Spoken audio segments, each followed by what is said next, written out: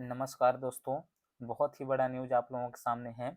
जो अति शिक्षक लैब या कंप्यूटर ऑपरेटर में काम करते थे, उनके लिए बहुत ही बड़ा न्यूज़ है। अति शिक्षक लैब कंप्यूटर ऑपरेटर के लिए आदेश, रीजॉइनिंग स्टार्ट।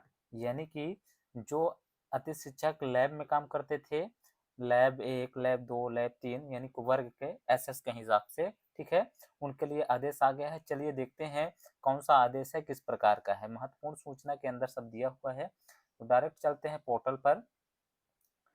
जैसे ही हम डायरेक्ट पोर्टल पर चलेंगे, एजुकेशन पोर्टल 3.0 पर, तो यहाँ देखेंगे नीचे अति शिक्षक पोर्टल।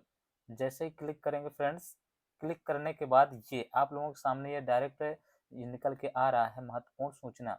देखते हैं महत्वपूर्ण सूचना में क्या है।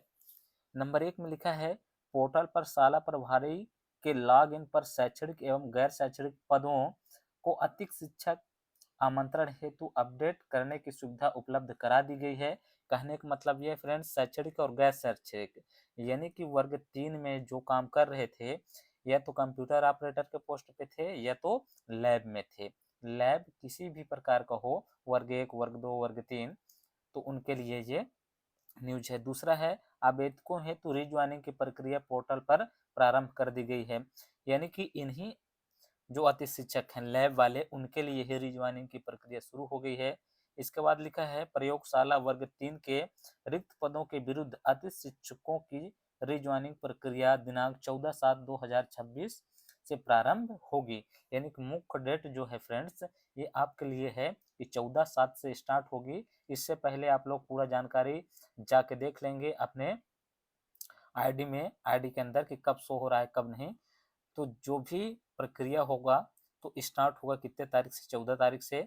और आप लोग जिस भी संस्था में काम कर रहे थे उसके लिए रीज्वाइनिंग के लिए रिक्वेस्ट कर दीजिएगा, और 14 तारीख से आप लोग ज्वाइनिंग कर सकते हैं। ठीक है फ्रेंड्स, तो बहुत ही बड़ा न्यूज है। इसके आगे चलते हैं। अगर जो शिक्षक ये भी देखना चाहते हो कि हम रिक्त पद कैसे देखेंगे, तो चलिए रिक्त पद देखने के लिए बता देता हूँ। जैसे ही सूचना को हटाएंगे, इस सूचना को जैसे ही यहाँ से हटाएंगे, फिर यहाँ लिखा आएगा अति शिक्षक हेतु संभावित रिक्तियाँ। यहाँ क्लिक करेंगे, यहाँ क्लिक करेंगे जैसे, तो ये आ जाएगा हमारे पास संभावित रिक्तियाँ। इसके बाद यहाँ लिखा है सेलेक्ट डिस्ट्रिक्ट, डिस्ट्रिक्ट में सेलेक्ट करेंगे। मान लीजिए कोई भी सेलेक्ट कर लेते हैं, कोई भी सेलेक्ट कर लीजिए आप लोग, जो जिसमें आपको आवेदन करने हैं।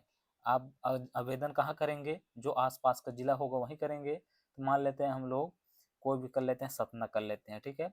सतना में क्लिक करेंगे, ब्लॉक कोई भी डाल देते हैं, मऊगंज, ठीक। इसके बाद शंकुलाल रहने देंगे।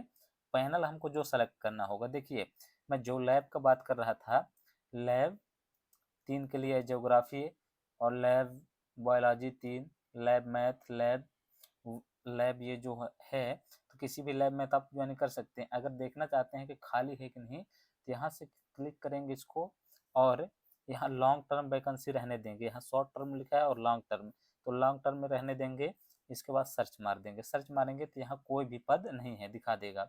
इसके बाद हम लोग करेंगे इसको आगे, आगे क्लिक करने के बाद हम लोग लैब वर्ग 3 ऐसे कर लेंगे, जो देखना रहेगा। यहाँ भी नहीं है, चलिए ठीक है, लैब में नहीं है। दूसरा वैकेंसी देखते हैं, वर्ग 2 में सोशल साइंस, यानी कि सोशल साइंस देख लेते हैं। सर्च करेंगे तो यहाँ सोशल साइंस का पद देखिए, ये आपके सामने दिखने लग गया। तो इस तरह से आप वैकेंसी भी चेक कर सकते हैं, कहाँ कितनी वैकेंसी खाली है। ठीक है फ्रेंड्स, जी पूरी तरीके से आप लोग इसको देख लीजिएगा। जिस भी पैनल में आपको स्कोर कार्ड है, उस पैनल में जाके ऐसे ढूंढ लेंगे। यहाँ वर्ग 2, वर्ग 1 जो भी है, आपका अपने हिसाब से आप चेक करके सेलेक्ट करने के बाद यहाँ जिस संकुल में आप देखना चाहते हैं उस संकुल को क्लिक कर देंगे। अगर उस संकुल के अंतर्गत है तो आ जाएगा, नहीं तो वार्निंग बता देगा कि यहाँ नहीं है। ठीक है फ्रेंड्स, तो उम्मीद करता हूँ आप लोग अच्छे समझ गए होंगे। अगर समझ में नहीं आया है कैसे क्या करना है, तो कमेंट करिए, उसका पूरा निराकरण किया जाएगा।